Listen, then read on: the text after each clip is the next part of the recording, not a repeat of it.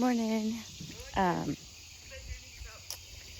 It's 8:30. I checked the time this morning. It also says I want to check the humidity this morning because it doesn't really feel very humid. A little bit, but anyway, it says it's 80% humidity. But I think it's only like 75 degrees, 78 degrees something already. So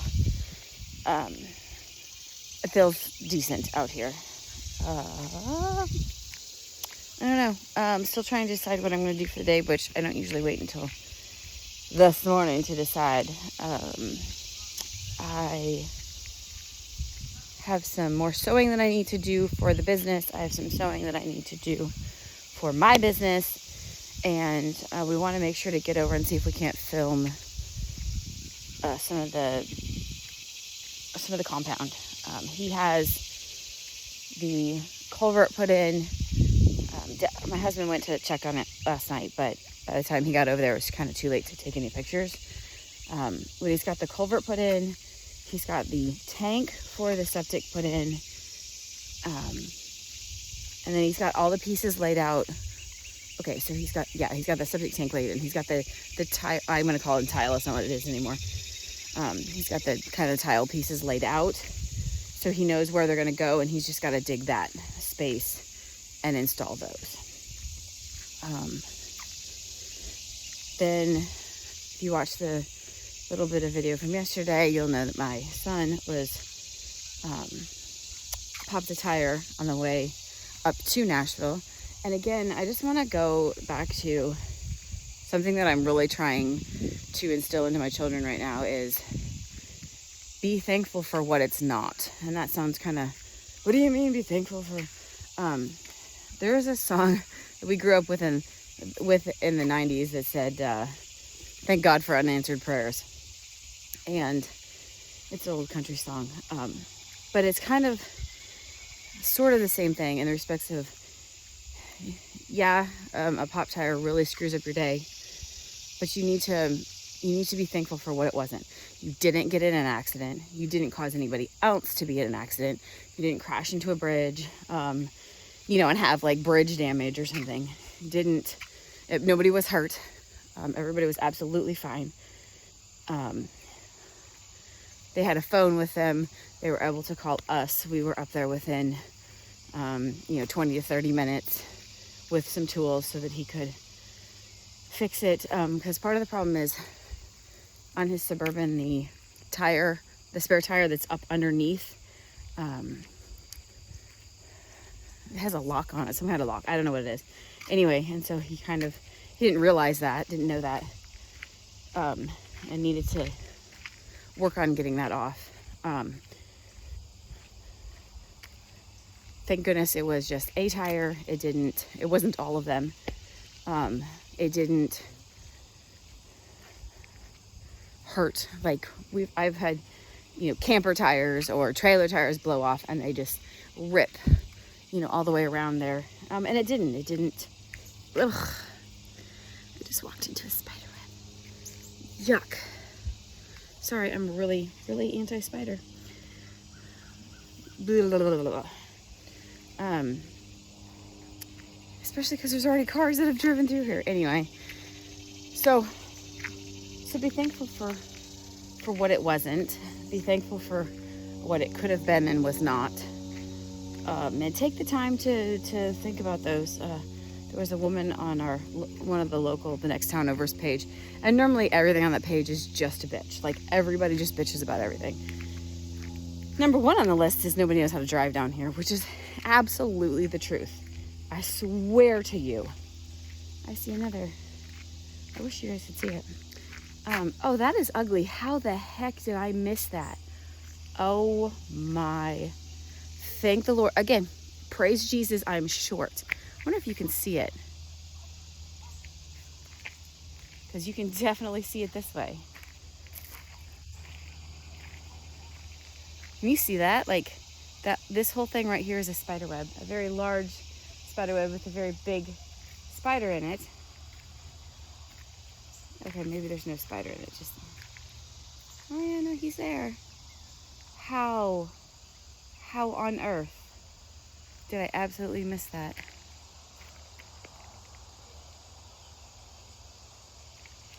And this has to come down here, doesn't it?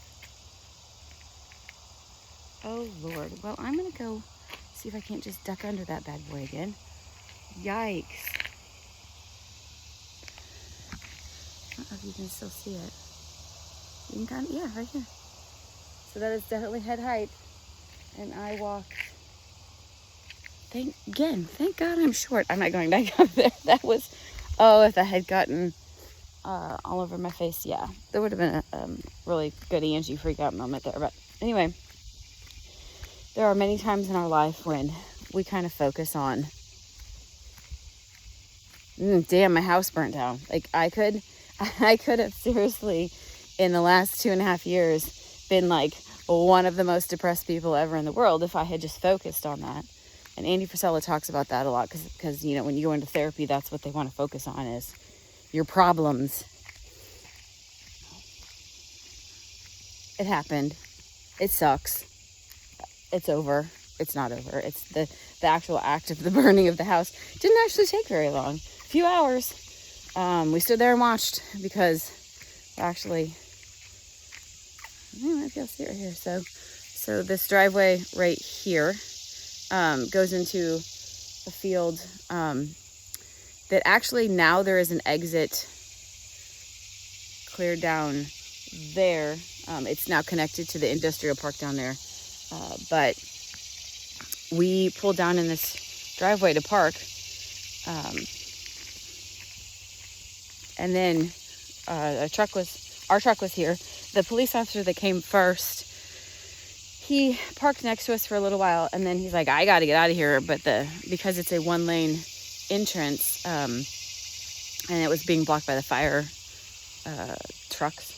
Yeah, so it was a little less overgrown. Actually, none of this was here. So we parked just back in here, and then the police officer eventually got to be able to go. You can't really see it. There's a driveway clear over there. Anyway, so we just stood. I wouldn't let the kids get too close because you just never freak, you know. But we were about, right here, watching the house burn down.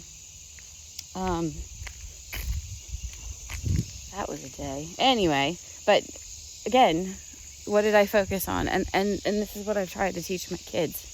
We're reiterating it this week because we've got some Debbie Downers in our house. But nobody got hurt. We lost a cat. Honestly, I wasn't even thinking about animals at that point in time. We even had to go back in and grab the dog because all I said was, get your ass out of the house. And we did. It was done. That was kind of, it's one of those that when you're younger, in the era I grew up in, with the fire drills and stuff like that, and they want to reiterate to you, like, do not go look for your purse, do not go look for your computer, do not go look for your whatever. And again, by the grace of God, I was on my computer. I had it on my lap because I was working. I was making phone calls. I was actually on the phone to one of the businesses I call, and I had to hang up the phone. But it was in my lap. I told the boys to grab my keys, and thankfully we try and hang up our keys and stuff like that, but thankfully my keys were in my purse. So he grabbed my whole purse. Otherwise, I probably wouldn't have any of that either.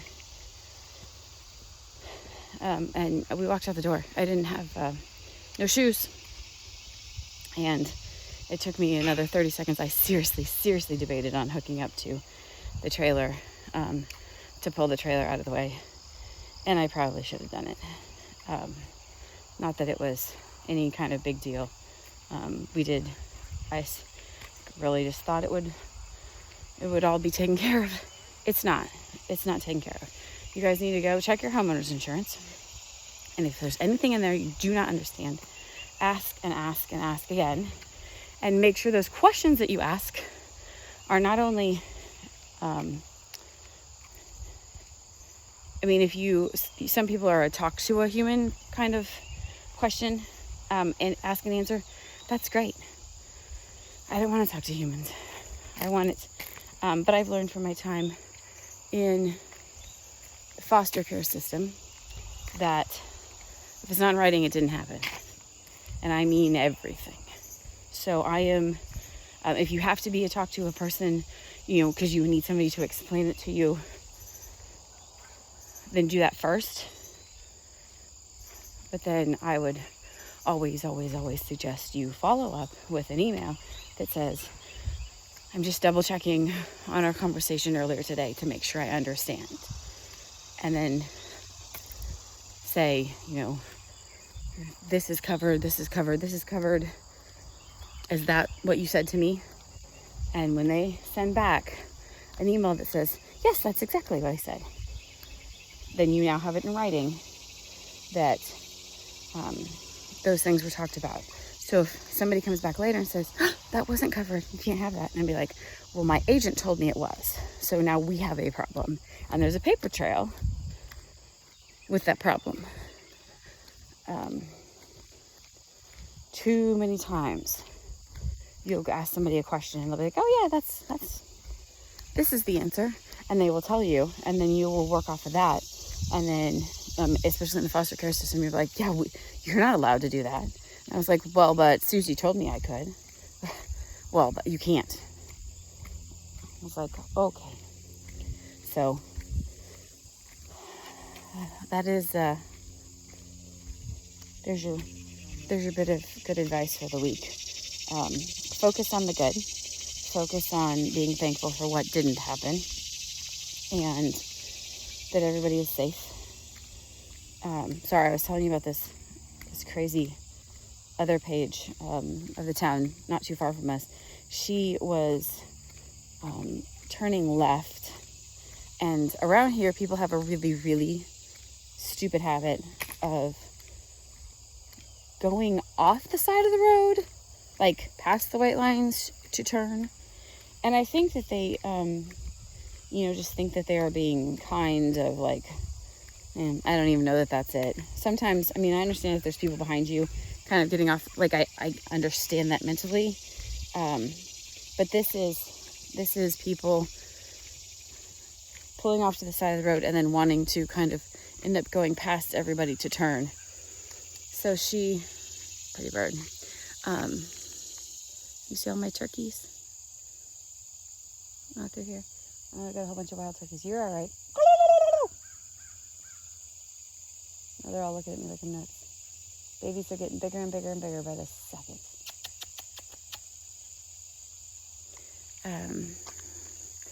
She said, again, her words are, she was in the left lane, or she was turning left, and somebody went off the road to go around her and ran into her as she was turning left. She said she has her blinker light on. Nobody down here, very, very, very few people down here use their blinker lights. Heck, the town cops don't all use their blinker lights. And then she, she's like, I'm thankful that my twins and my 2-year-old were all safe. Again, be thankful for what didn't happen. But then it also sucks because, that's her daily driver. And so we all know how fast insurance companies are. And it's going to be a bit before she can get another car. Who knows if she can get back to work on time. It's crap like that. It's somebody else ruining your day. And vehicles, even if they, like my truck is worth a lot to me. But the money that I would get back isn't going to put a dent in the purchase of another vehicle because it's older, but it's lovely. I've seen it too many times. People want to, actually we almost got squished last weekend when we were going to Tullahoma to the fabric store. We were in the left-hand lane, and unfortunately it does break, meaning there's a turn lane all the way down the middle, and we pulled over because the people in front of us had their blinker light on, and so we're like, we're going the same direction, we'll all pull over at the same time. Well, unfortunately, they wanted to turn at the first turn and we wanted to turn at the second turn, which wasn't that far apart, but still. So we kind of waited, And then as they moved, we were pulling up. And this guy just assumed that we were turning there, which is understandable. But then he just pulled over. Well, we were already up into the next turning lane. He just, like I can understand you thinking, hey, they're going to turn so I can pull over. But we physically were not, like, we were still there. So you can't pull over when somebody is physically still there. You can think you know what they're going to do. But if there's a car there, and it was a big, huge, like rollback. It wasn't a wrecker, but it was a big rollback. Flatbed. Anyway, so yeah, and then he honked at us like we were the ones doing the wrong. I'm like, wait a second, we are in the turn lane. We are turning. We have our blinker light on. Yeah, this is a you problem. And it's really great for businesses to act like that.